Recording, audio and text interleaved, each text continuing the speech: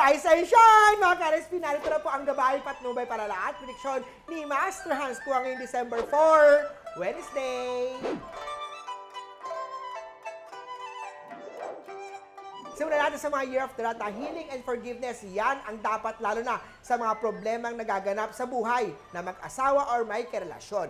Silver at 5 ang swerte kay Year of the Rat. Kaya oksaman tayo puno ng negative energy ang araw na to. Makakatulong ang pagsuot ng piyaw na Lucky Charm to change that energy into positivity. Magpunta sa Lucky Charm store ni Master Hans Kua. Amethyst naman ay makakatulong also pag-dispel ng negative. Orange at 3 ang swerte kay Year of the Ox. Sa mga Year of Tiger naman may mga partners na mag-advise to keep other to be happy. Mag-date, mag-travel at mag-relax para manumbalik ang masayang spark at romance ninyo ni partner. Orange at 1 ang swerte kay Year of the Tiger.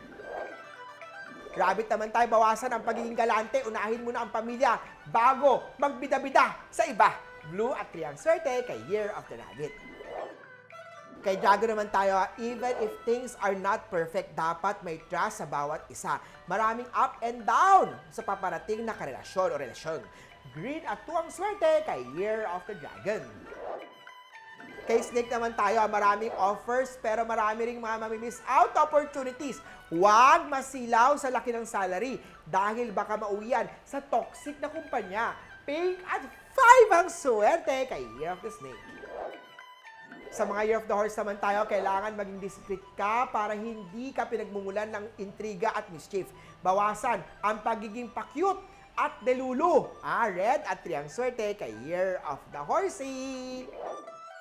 Kay Goat naman tayo, green lights ang mga plans na lumipat sa bagong trabaho ang magbukas ng bagong negosyo. Huwag nang magtiis sa 9 to 5. Yellow at 5 ang swerte kay Year of the Goat. Sa mamangkin naman tayo, secure your bank accounts at iba pang mga savings account online. Tandaan ang mga scammers at magnanakaw ay Pasko din. Kaya naghahanap sila ng manloko. Mag-ingat dito. Gray at 6 ang swerte kay Year of the Monkey. Rooster naman tayo, huwag hayaan na maging rason ng hiwalayan ang pagkakaiba ng opinion nyo sa buhay. Learn to compromise. Red at 9 ang swerte kay Year of the Rooster. Kay Dog naman tayo, deal with the more difficult task para mahasa ang skills mo. Huwag mag-settle sa nakasanayan at lalong maghanap pa ng paraan para ma-improve ang life. Yellow at 5 ang swerte kay Year of the Doggy. Sa last naman sa Year of the Piggy, invest on equipment na magagamit mo on long run. Huwag maghinayang sa mga bagay na pwede mong pagkakitaan. Violet at 9 ang swerte kay Year of the Piggy.